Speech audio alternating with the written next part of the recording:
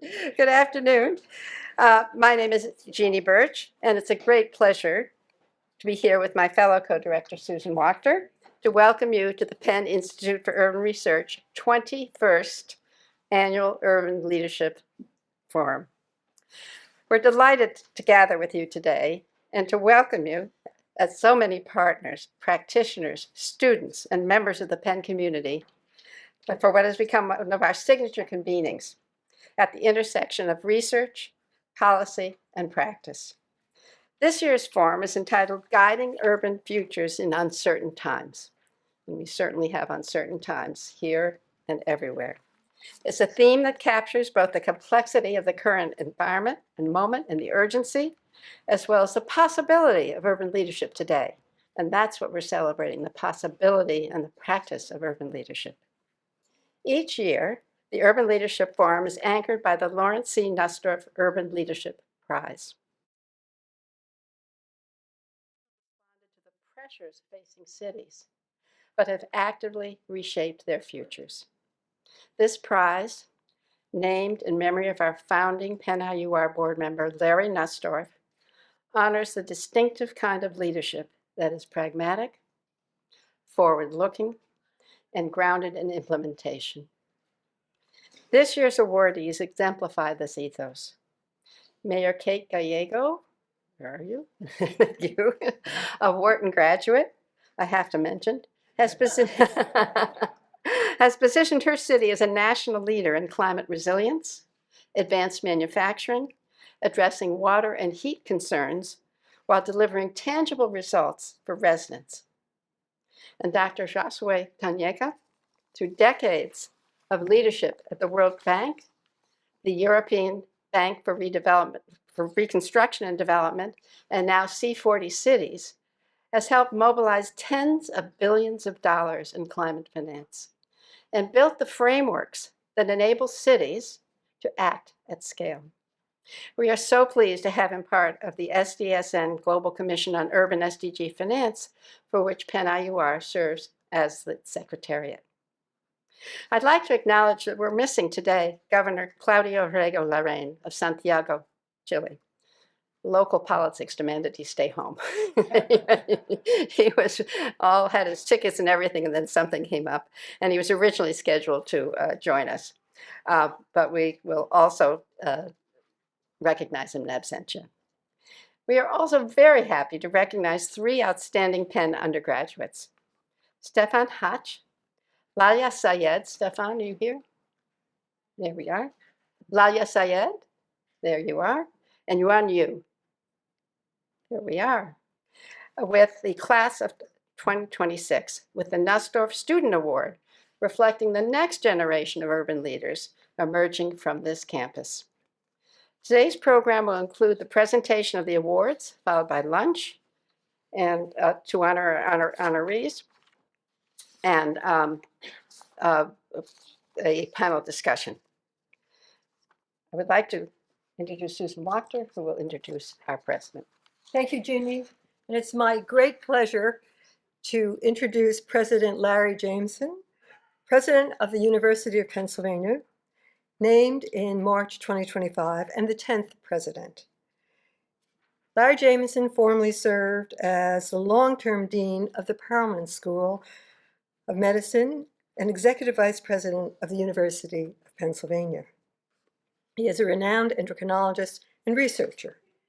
In fact, it is as a physician scientist prior to being the president of Penn that he transformed so much for good. And he is also, as an academic leader, deeply committed to interdisciplinary collaboration and real-world impact, which we look to do as well, and look for inspiration to his leadership. Under the leadership of Larry Jameson, Penn continues to expand its engagement with cities as laboratories for invention and for inclusion.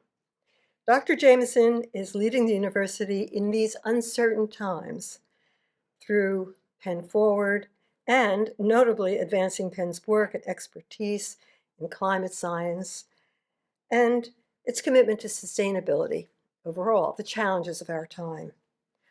In fact, Larry Jameson is positioning University of Pennsylvania to be a leader for positive good for all our collective futures. With that, President Jameson.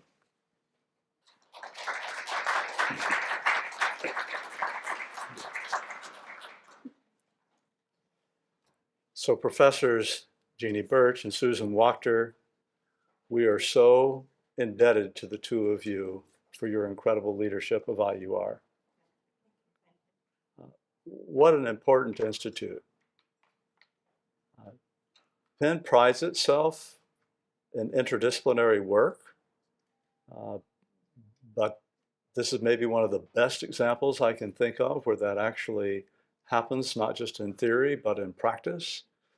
And almost always these things happen because you've got engaged, passionate leaders who people want to join around important problems. So thank you so much for your leadership, and for all of you who are here today who have been supporters and champions of IUR. You all recognized how important your work is, but I want to underscore that as important as cities have always been in our society, now it's even more the case than ever before. And as I was coming over, I was trying to envision, if you could see a map of the globe, just watch the concentration of human beings across time, you would see this incredible aggregation around urban environments. And while it has its challenges, it's also incredibly powerful. It allows people to interact and create and do amazing things, to learn together, to socialize together, to share knowledge and resources and food. And groups like this are the teams that are going to allow this model to thrive going forward. So thank you all for everything that you've done for IUR and for everyone who lives in urban environments. So I want to recognize the members of the board who have joined us today. And Melanie Nussdorf, thank you so much for your support and for being here today. You've been a champion of IUR for a very long time, and it's really a privilege to have these awards named after your husband, Larry, who did so much for the University of Pennsylvania. This year's theme, as you mentioned, Guiding Urban Futures in Uncertain Times, it strikes a chord with me. It's timely. Our cities are ever changing, and we're celebrating, as most of you know, this summer, the semi-quincentennial for the Latin scholars. Fritz is smiling, so he's digested what this means. It's half of 500, so it's our 250th anniversary. And when you think about this city and its history, the founding of the country taking place in large part here in Philadelphia, where concepts of democracy and civics and really urban planning began. So the founder of this university, Benjamin Franklin, helped to create the public library system, the fire stations to prevent fires from spreading in cities, the first hospital in America, still Pennsylvania Hospital downtown, a functioning hospital, and now the first university, the University of Pennsylvania, where education could take place. So Philadelphia, I think, has a long tradition of not just urban planning, but urban planning that was very forward-looking. So over the last decade, we've witnessed a lot of radical shifts, from the global pandemic to the evolving federal and international landscape. And it makes the work that you're doing even more important. So this year's honorees, I've gotten a chance to interact with a few of you very briefly. Thank you so much for the incredible work that you're doing. My congratulations to this year's Lawrence C. Nussdorf Urban Leadership Prize winners. Kate Gallego, congratulations. Phoenix has now surpassed Philadelphia in size, but hopefully you'll pause and accommodate all the incredible citizens that you've got there. And Josué, Tanaka, I just realized we have important friendship connections that I wasn't aware of. It's a pleasure to meet you and for everything that you've brought to urban planning around the world. And for our graduating students who are award winners, Stefan Hatch, Layla Syed, Yi On Yu, congratulations. It's wonderful to see IUR selecting the students, helping them engage in activities around Philadelphia and in our community, and I know you're going to go off and do amazing things. So I now turn the program back to Jeannie and Susan for the formal presentations of the awards. So congratulations to all of you.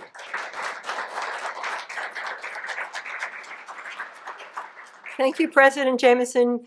You honor us and you inspire us. And now to the giving of the awards.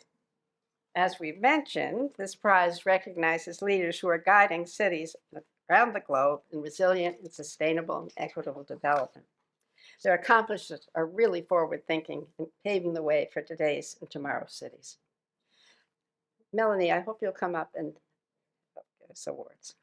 So, Kate Gallego, as you heard, is the mayor of Phoenix, formerly the youngest mayor until being displaced by someone in that city to the north, has been a great global leader in bioscience, technology, research, advanced manufacturing, climate resiliency. And under her leadership, Phoenix has one of the most sustainable desert cities in the United States. And I hear she spends every day focusing on getting things done for the people who live in her city. And she's established the nation's first Office of Heat Response and Mitigation.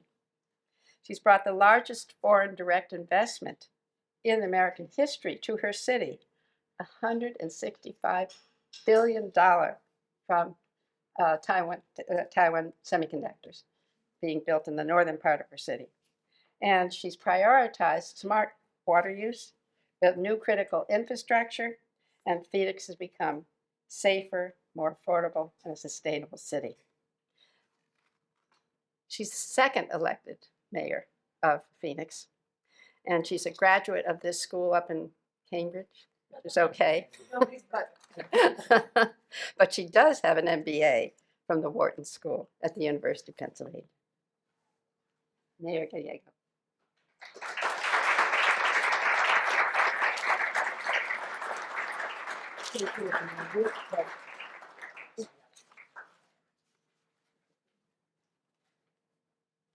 Okay, we got that picture. Very good. Josué Tanaka is a visiting professor of practice at LSE's Grantham Institute and an honorary senior fellow at the Climate Finance at the Imperial College, and the principal financial advisor for the C40's Climate Leadership Group. C40s are the largest city of the world that are dealing with climate activities. He's been working on development in environmental and urban finance for more than 4 decades. He started in Brazil, and then at the World Bank, and then at the European Bank for Reconstruction and Development. At the World Bank, he worked on transportation and on the strategic planning team, and served as special assistant to the president. He developed the environmental program for the Mediterranean. At EBRD, he launched the Principal Municipal and Environmental Infrastructure team. And very, very interesting, he was the founding leader of the EBRD Climate Finance Initiative, which led to, between 2006 and 2020, a cumulative green finance reaching $42 billion across 2,000 climate change mitigation and adaptation projects with direct finance to cities. The Sustainable Cities Initiative, the first of a multilateral development bank to do that, a real example for everybody. He launched their Green Cities program, and it has 46 cities across Central Europe and other places. He holds a PhD and a Master of Science, the PhD from another school up there, one with 3 letters, MIT, and a BSc from this place over in New Jersey. If you know that. But he said he came here to Philadelphia when he was a student to see what the real world was. So we're very happy that he came. Dr. Tanaka.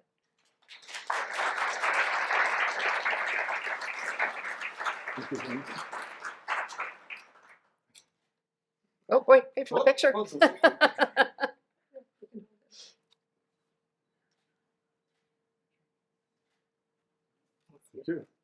And now to the students, our future. Stefan Hatch. Where's Stefan? Come. Class of 26. Please come up. You get one of these. It's not your diploma. It's a senior majoring in urban studies and psychology with a minor in statistics. His research is focusing on housing policy, including qualitative reviews of participants in Philadelphia's housing and housing choice voucher programs. He serves as a co-chair of the Urban Studies Advisory Board and has worked with the Philadelphia Tenant Union, TURN, and is now on working with the Parking Authority, you said? Planning Commission on parking. Excuse me, I had that wrong. And he just spent this morning counting parking spaces. He has a great future, however, in what he does with all of the education he's got here. Congratulations.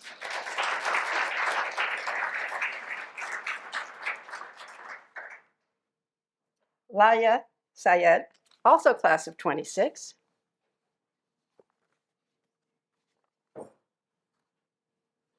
Is a senior majoring in urban studies and entering the Master in Social Science Policy program.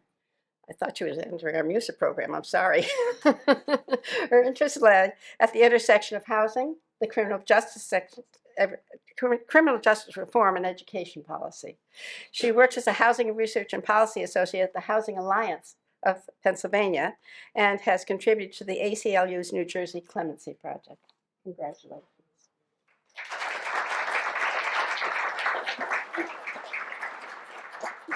Oh, the picture.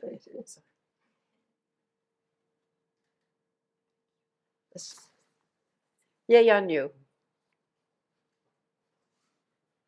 Last but not least, also a senior majoring in urban studies and sociology with a minor in Asian American studies. She is a civic scholar and a university scholar, and she's passionate about community organizing, food sovereignty, restorative justice, and mutual aid. She served as an Asian American Studies Program Fellow and as a community partner and student co-director of Civic House. Congratulations.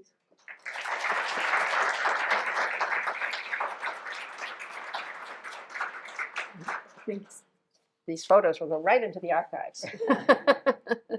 We are now very honored to introduce David Meany. Where is David Meany? Here we are. Penn's Vice Provost for Research. He is a visionary leader who's done so much to grow and support Penn's research community and the service of providing communities, cities, and their leaders with new knowledge and helps address the most pressing issues facing our world. Dr. Meany. Thank you, Jeannie and Susan, for the invitation. I realize I'm the barrier between you and lunch, so I will be brief in my comments. I first want to congratulate all the awardees. Listening to the accomplishments, meeting some of you. It's really a pleasure to have you here and recognize both the work that you've done to date as well as being inspired by some of the work that we'll see forward in the future from each of you. For the undergraduates, please don't take that as any pressure. We have full belief in you. And I also want to comment a little bit and recognize the awardees, especially Mayor Gallego and Dr. Tanaka, because what they have done is, I think, the perfect example of why research universities like Penn exist in the first place. In Kate's case, the whole notion of measuring temperatures and the change in temperatures across an urban landscape emerged in the early 1970s. Tony Brazel, was the first person to make these measurements. And at the time, he made it quietly, he made it rigorously, and he made it as part of a university. He was a scientist interested in this phenomenon that later became the basis for heat-based mortality, the notion of heat islands, and has recast the whole conversation about the way that we build cities today in a way that can trace back to the measurements he made as a climatologist back in the early 70s.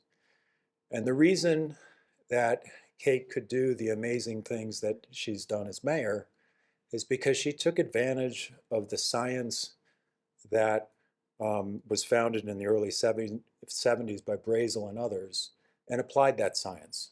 And if there's anything that a research university is most proud of is when its fundamental knowledge is applied in society around us. Sometimes that's done by some of our faculty, but most times it's done by people outside the university. And there could be no better example of the kind of work that now stems back 5 decades to what we see today and the impact that, Kate, you've had in the city of Phoenix. The same is true of Dr. Tanaka. Because of some of the policies that were formulated at the time, the whole notion of climate finance was really the aspiration of academics in different parts. And Dr. Tanaka was the person that put it together, and as was noted in the introduction, relayed that into tens of billions of dollars of financing. This was not possible without the underlying theory that was created from research universities. And to me, that is the best statement of what we have here at Penn and our greatest asset for going forward. As Vice Provost of Research, this is my agenda moving forward. How do we take some of the fundamental knowledge, some of which doesn't exist yet, but will be created by our faculty, and to make sure that it's available to the public for the well-being of the public and to be translated years or even decades from now. Because I assure you, Penn will be there years or decades from now doing the same thing that we've been doing up until this point, to make those fundamental discoveries, to make them available to the public, and to be that training ground for the next level of undergraduate awardees that go out and change the world for the rest of us. So I couldn't be more honored to say a few remarks here. As I said last year, Jeannie and Susan were the first directors of the Institute that I met last year. I came away incredibly impressed with both the mission of the IUR, the leadership of the IUR, and the impact that the IUR has had up until this date. So kudos to both of you for that leadership. It's a real delight to support it, partly out of my office. And just remember, I never have as much money as you want me to have, but I'm always happy to support this. So thank you again, and congratulations again to the awardees. Thank you very much. And I'd just like to tell you, Dr. Meany, and everyone else, that one of our projects tomorrow is to have a workshop to help inform the special report that the International Panel on Climate Change, which is the evidence-based report on which public policy is based, is going to happen here with our folks at Penn IUR in the hopes of help influence that study with further generations. So thank you. And we are all inspired by the comments that are made today and by our honorees. And in the memory of all that have come before us and the inspiration originally by Ben Franklin, knowledge for good, knowledge for action, we thank you for sharing in this endeavor. And now let's enjoy lunch. Thank you. So our first awardee is Kate Gallego. But before she comes up, I'd like to draw your attention to this pamphlet which we have put together called The Great Experiment, Cities in the Federal System. President Jameson talked about the 250th anniversary, and last January we asked a number of urbanists and others to comment on cities and the revolution. And so we hope we'll make this available to you. And for our board, next fall, our meeting will be at the Museum of the American Revolution, again, thinking about cities and the revolution. But Kate, you're from a Western city, so please come. Well, a huge thank you to Dr. Birch and the entire team, to Amy, to Melanie, thank you. It is such an honor to get the recognition that bears Larry's name, and we so appreciate also your advice for the city of Phoenix. So a huge thank you to Mark and the entire board. Thank you for supporting this incredible institute. I'll speak a little bit in a moment about how we in Phoenix have benefited from IUR's work. And then it's such a pleasure to be here with Dr. Tanaka. We are both involved with C40 Cities, which has helped us in Phoenix so much. It's a global organization of mayors who work on climate change, including keeping the goals of the Paris Accords alive. When the United States at the national level said we're not going to participate in those goals, hundreds of American cities stepped up and said we would, and C40 has helped us in so many ways. I've had the pleasure of serving as the vice chair for the United States for many years of that organization, and so Dr. Tanaka has been a great partner for us. And then a huge thank you to everyone who supports Penn IUR. It has helped us in so many ways in the city of Phoenix. I've gotten to work with Mayor Rodas and Dr. Birch on climate finance, and I think we were much better positioned in Phoenix to keep doing the work on climate change because we knew so many different tools to do finance. For many American cities, the Inflation Reduction Act was the big financing tool, but that has seen real changes politically. And so in Phoenix, we've now have a more diverse financial stream to support that climate work. So thank you. As America's hottest big city, we got to get it right. And we are working on both adaptation and mitigation. So we need a diverse financial platform and are so thankful for the work there. I also got to participate in a global colloquium in 2023 around heat. And that was very helpful and very influential to many things we've done in Phoenix since then. It was the first time I'd been at a heat summit with a medical school. And that was really key for us. Because we have such hot summers, there's real challenges to the human body, including people facing challenges like addiction when you have incredible heat. And the collaboration with the Penn Medical School really helped us see how much we could do for our residents. So we then went to our voters and issued municipal bonds to invest in ASU Health. So Arizona State University has never had a medical school, but big week for me this Thursday. We will break ground on one. The city, using two funding sources, will put in $50 million. And one of the things we've asked for them in return is to study heat and how we might have a safer city. So that's everything from our municipal workforce, which has to go out and make sure the water system is running, the roads have to be fixed, buildings have to be maintained when it's 120 degrees. So they will help us. They'll help us with occupational injuries, but also with our most vulnerable residents around heat. And so when Dr. Meany, or Vice Provost Meany, Dave, was talking about the direct translation from Penn Research, we absolutely are seeing that in Phoenix. It's very unusual to charter a medical school with heat and vulnerable populations as a key reason that it needs to exist. And I don't know that that would have happened without me being at the Penn IUR Global Colloquium. So your work makes such a difference, and I think will directly translate into lives saved in our community. And we're just so grateful for that. And I hope that you'll continue doing that type of work, because as a warming planet, it's something we absolutely need to address.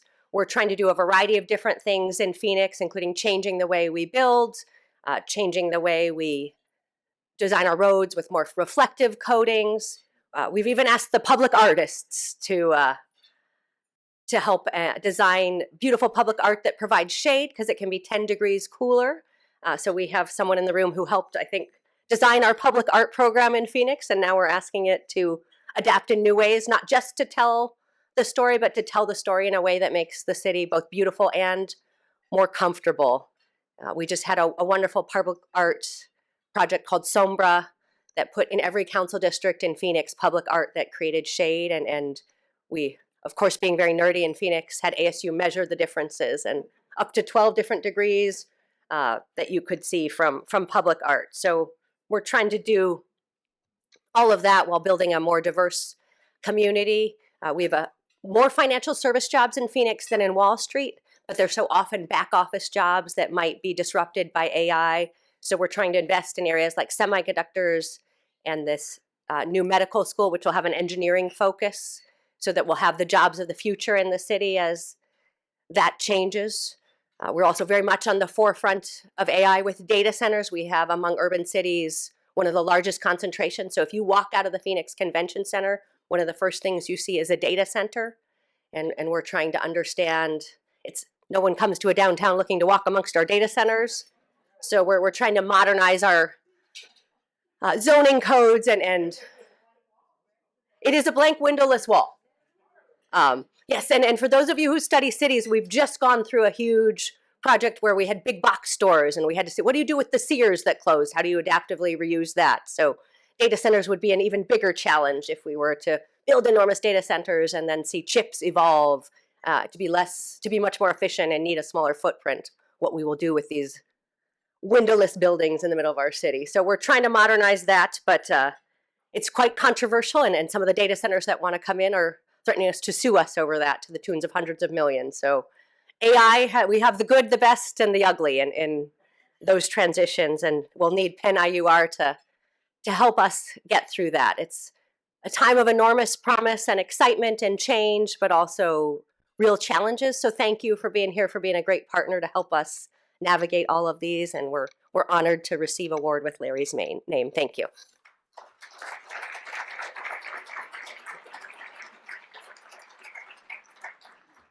Before I call up Josué Tanaka, I'd like to recognize a Urban Leadership Emeritus, another young mayor, youngest mayor in Latin America, Mauricio Rodas, who is here today.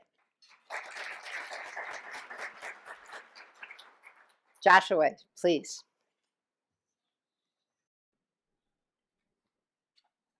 So, bon appetit, everybody. And so I came quite a long way because I think 36 hours ago I was somewhere in a national park in Dartmoor, which, if you don't know, is a part where you have kind of mysterious granite stones on top of hills. And in coming here, I was really thinking about one thing, which is really that the paths of life are quite interesting. First, being with you at this moment in this university brings a lot of good memories on my side from the academic years I spent in the US. So, Ginny, you mentioned all the forbidden names of universities that I attended. But besides the name of the universities, it really reminds me of the fundamental impact that the education in this country gave me. And I would say particularly in terms of, I guess, what we could call can-do attitude. And I think really I would not have been able, to do whatever happened later without this can-do attitude. I grew up in France, so I don't want to make any derogatory comments. But the point was that, often there is a focus a lot on the issues. And a lot of the times you say, well, it's good to be analytical on the issues, but what do we do about it? Right? And actually, in terms of your comments, about research, just to confess that at one of these universities that I cannot mention, I actually created a group that was called the Group of Relevance of Methodology, right? Which was essentially very much concerned with developing methodologies that could be used, in the real world. On a personal front, life is also interesting because today happens to be the birthday of my late maternal grandfather, whose dream it was over 50 years ago for his grandson to benefit from an American undergraduate education. So he would have loved to be with us today, but he would have been 126 years old. So I think that's probably up there. But at least in thought, I am with him at the moment. And then life is also interesting.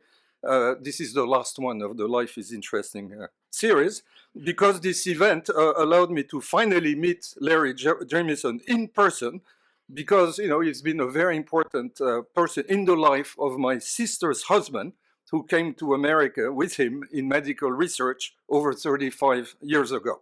So once again, the paths of life. But I think in relation to this brief talk, I would say obviously the main convergence today is a topical convergence, leading, at least from my side, with quite a lot of emotion to the award that you have kindly bestowed on me. I have indeed devoted several decades of work on the financing of sustainable urban infrastructure across cities in Brazil, in Eastern Europe, in transition after the fall of the Berlin Wall, and in growing cities across the world. Over the past 20 years, I've focused in particular on supporting the role of cities in addressing climate change.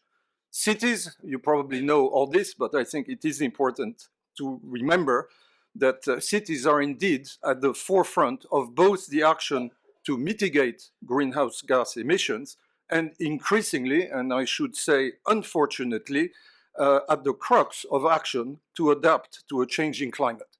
So the list is long by now: floods, droughts, landslides, sea level rise, subsidence, heat, fires, ever-growing challenges to life in cities and to mayors across the world.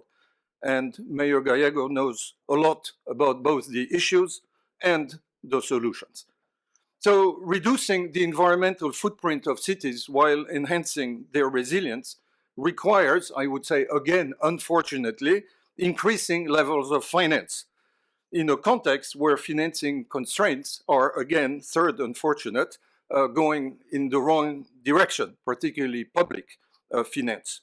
So this is why I started working in the millions, a few decades ago, on the financing of individual urban projects. I then shifted to the billions with the launch of the framework program that Ginny kindly mentioned. And I'm now, because one needs to always keep looking up, I'm now aiming at the trillion, linking the urban climate finance agenda to the overall climate finance roadmap, which emerged from COP30 in Belém. So tomorrow, I understand, we'll be discussing part of that. How do we scale to the next step? So scaling sustainable urban finance is the issue I've been focusing in practice over these years, and receiving this award today in your presence brings further inspiration and motivation to pursue this work with as much global and local impact as possible. So, to close, a very, very sincere thank you for this award, which reflects in such a wonderful way my initial remark: life is indeed interesting, particularly when one works on a fundamentally meaningful topic. Thank you.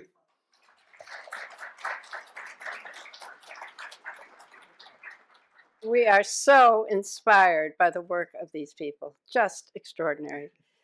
We are now going to have a panel moderated by Susan Wachter. Susan, please come up, who's going to be discussing guiding the futures of uncertain times. And members of our panel are Kate and Josué, Sonia Carley, who is Vice Provost for Climate, and Dean Fritz Steiner. Please.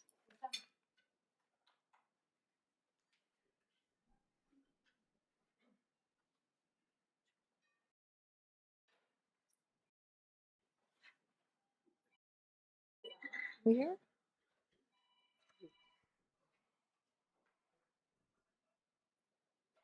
Hoping this is working. Can we hear? Good, good, good, good. Well, we thank you all for being here, and we thank you for the inspiring comments. And I want to expand on your comments first, Josué, and then turn to Kate with a similar question, and then we'll reflect the role of the university in these issues. So Josué, you have been at the forefront of an amazing initiative, which is bringing finance to make it possible to address the major challenge of climate change and sustainability going forward in a way that's never been addressed before.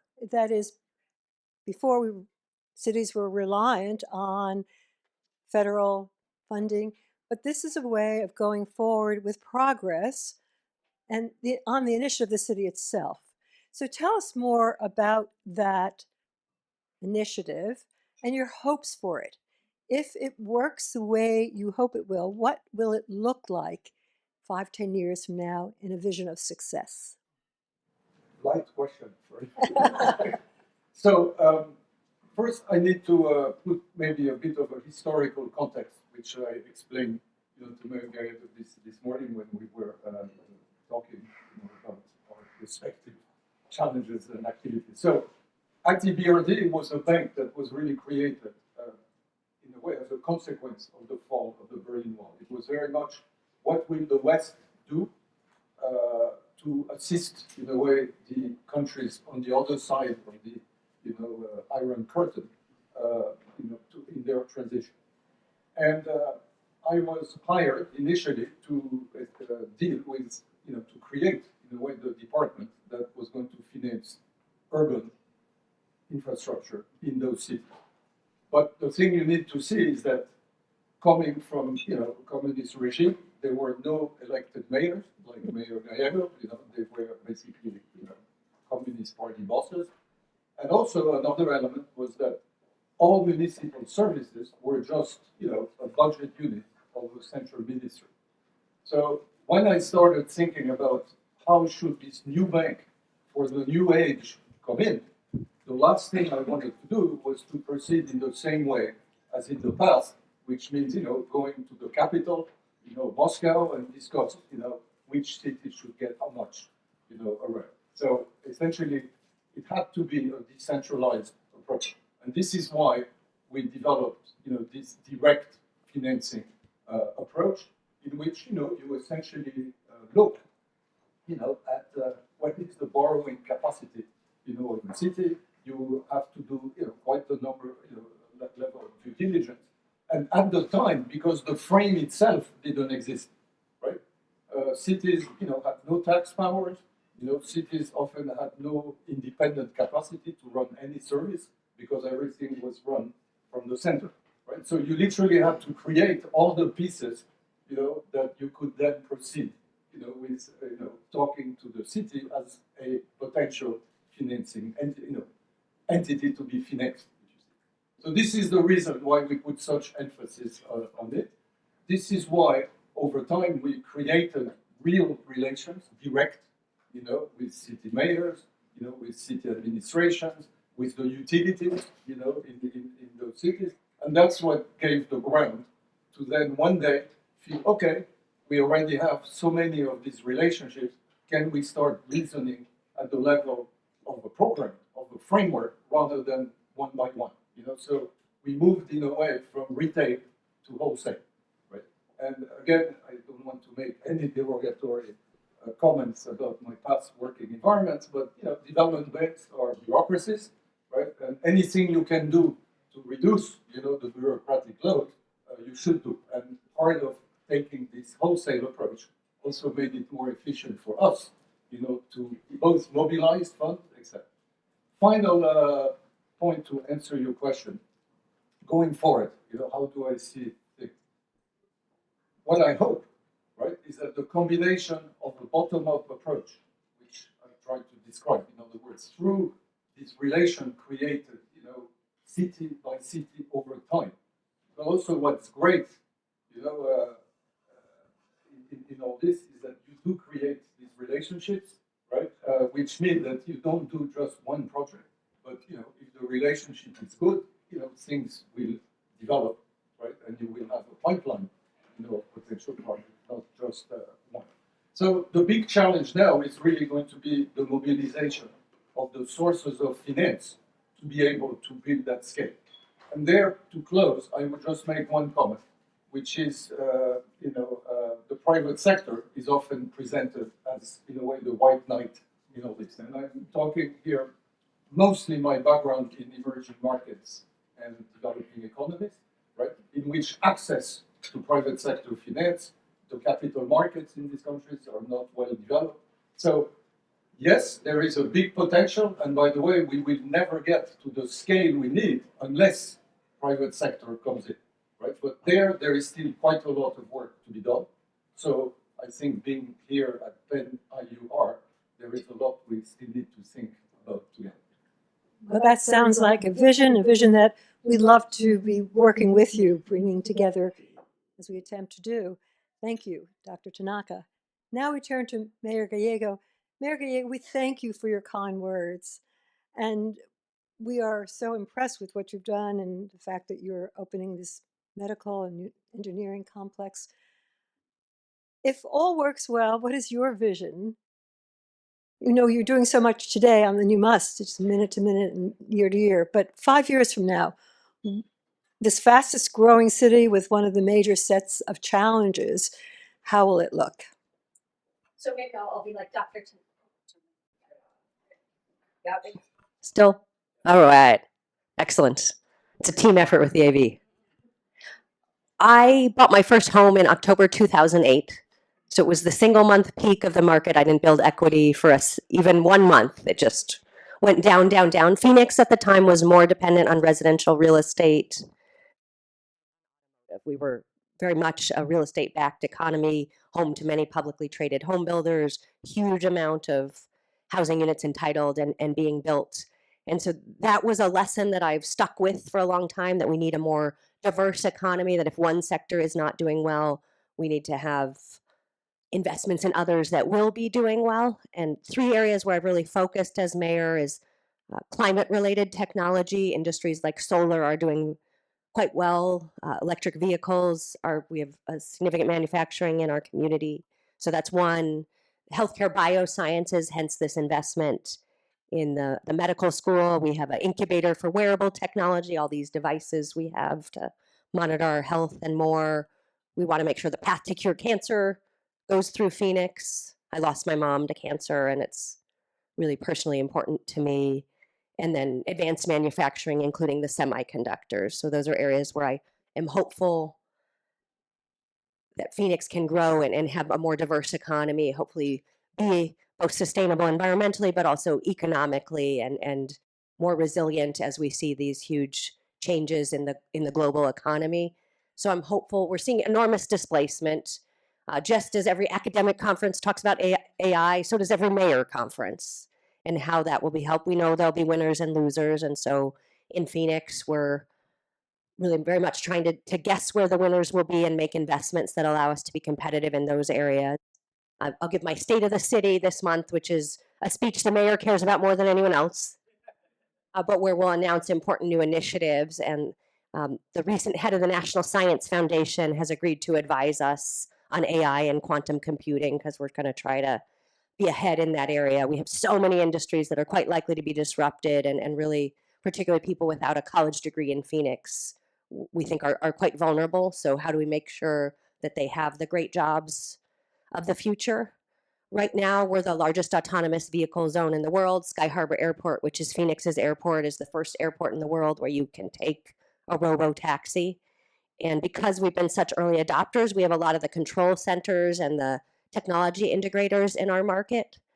So we're going to see huge transitions in the workforce.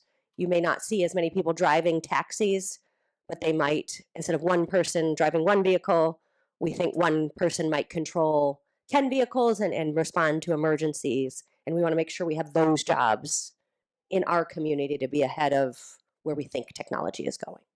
We thank you so much for your leadership and for, in Dr. Tanaka's words, your can-do attitude, which we take some personal pride in. Thank you. And we turn now to our new professor who's heading up the Climate Center, and to our dean who's fortunately been with us for some time, Sonia Carley. Could you start us off with some reflections on how universities do help create the knowledge that then can be implemented, and how Climate Center is a leader in this, how you learn from practice and then contribute to practice? Sure, I'd be happy to. Let me just begin by saying congratulations on your awards, and thank you for all of your service and all the inspiration that you've given us. And to the students, congratulations, and to IUR, congratulations for such an important event.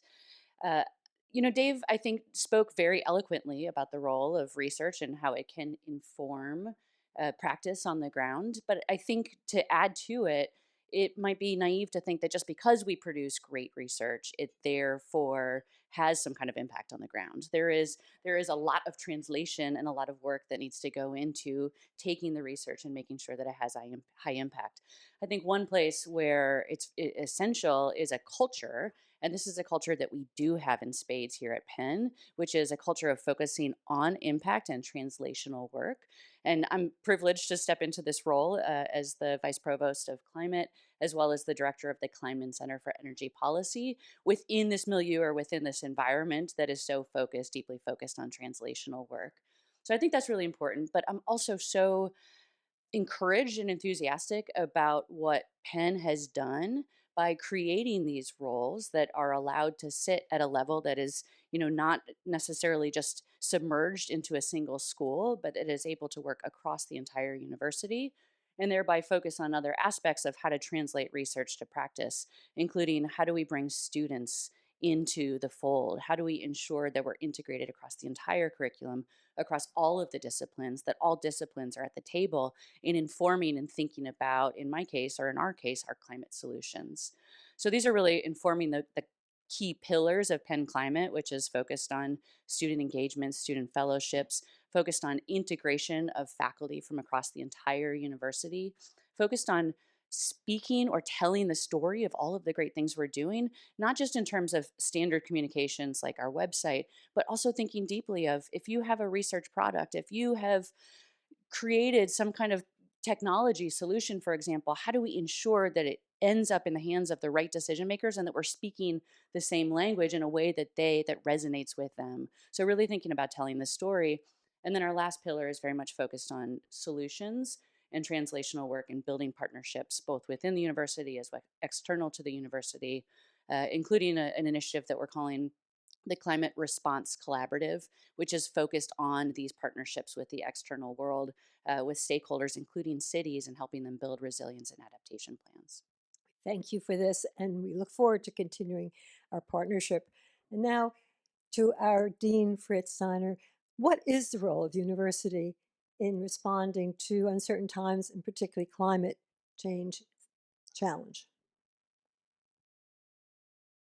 Let me start with congratulations as well, and also a thank you to Jeannie and Susan for bringing us all together. Um, I can't help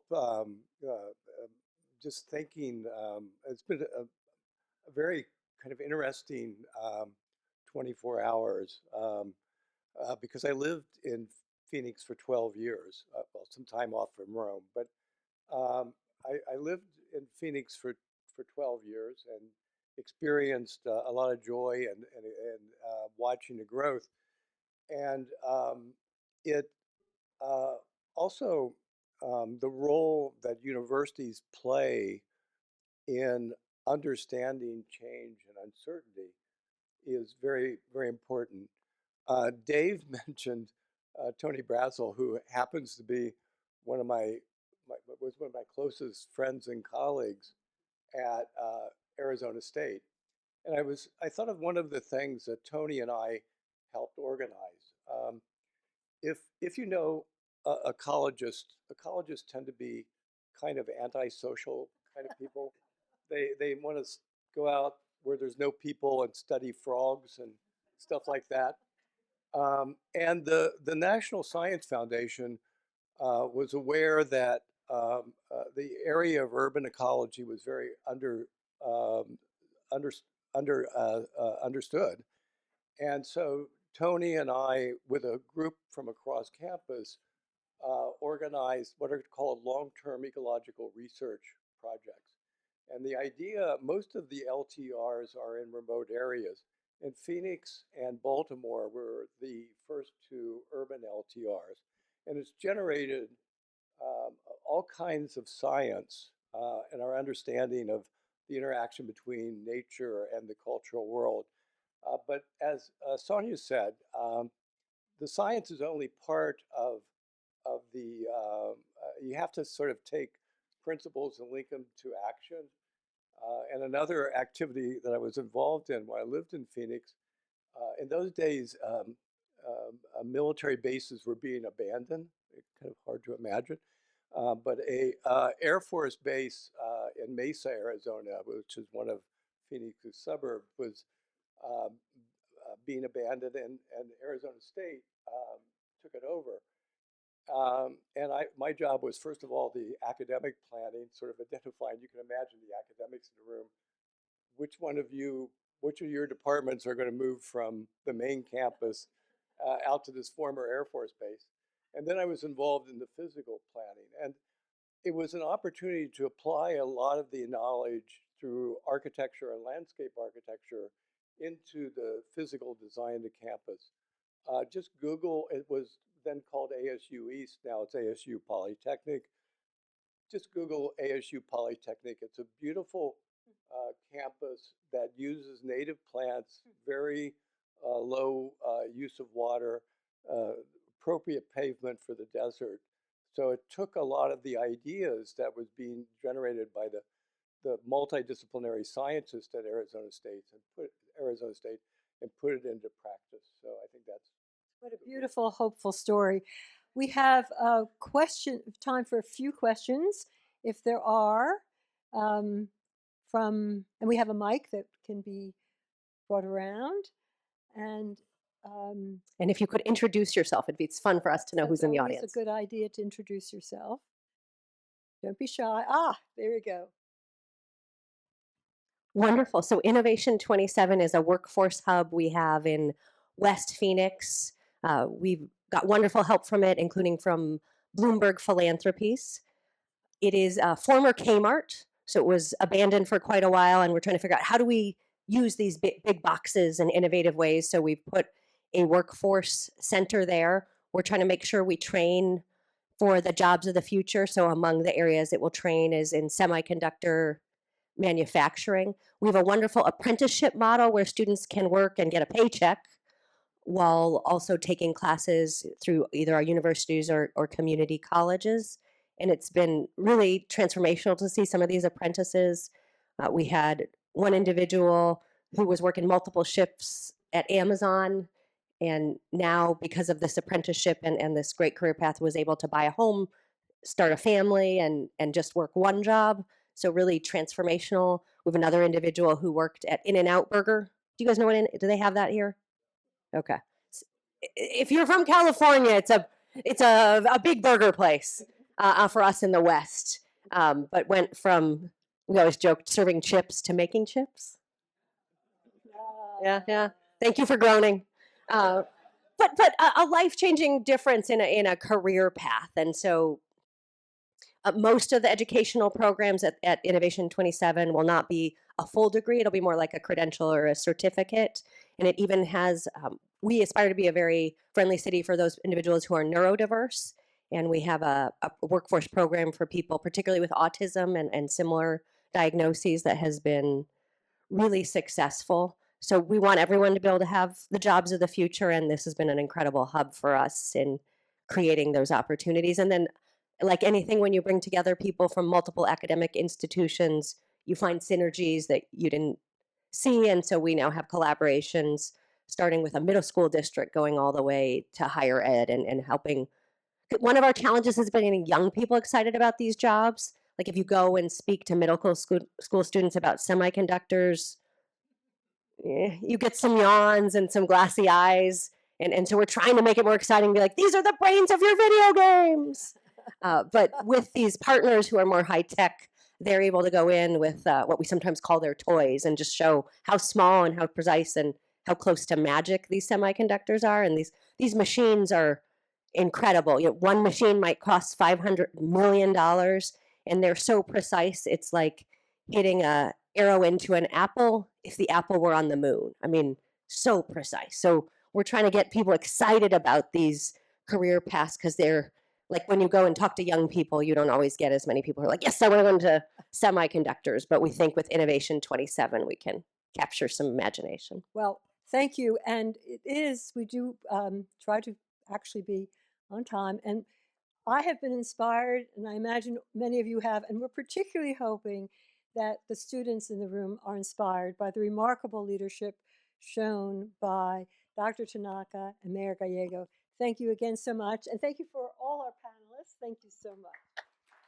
We now turn to close us out to Laura Perna, who is the Senior Vice Provost for Faculty, an important leader in her own right, and a good friend of Penn IUR. Laura Perna. Hi, everyone. It's such an honor to have the opportunity to offer a few remarks after a really tremendous program. I want to begin with some thanks. So thank you to our outstanding awardees, our panelists. Thanks to the Penn IUR board. Thank you for all that you do to support this important work. Thanks to the staff, the IUR staff. Thanks to our fearless leaders, Teeny and Susan. And thanks to everyone who's here. If you are a student, can you raise your hand? Yeah, really great. Especially, I love seeing everybody, but in particular, the students who are here. You're the ones who are going to carry us forward in all of this. So thanks for everyone for your energy, your attentiveness. Today's theme is just so important, guiding urban futures in uncertain times. This is obviously incredibly meaningful. Uncertainty clearly is not something that our leaders wait to pass, right? And we've heard really compelling examples of that today.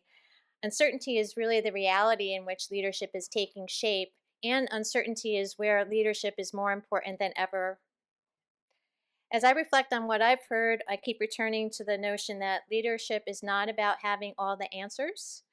Leadership is about asking the right questions and then having the courage to act. And so I want to thank all of you who are doing that. It is quite inspirational. Leadership is also grounded in humility. It's informed by evidence. It's sustained by deep commitment to people and place. And we've heard all of that as well. The Lawrence C. Nussdorf Urban Leadership Prize honors and uplifts these ideals. And so thank you for this award.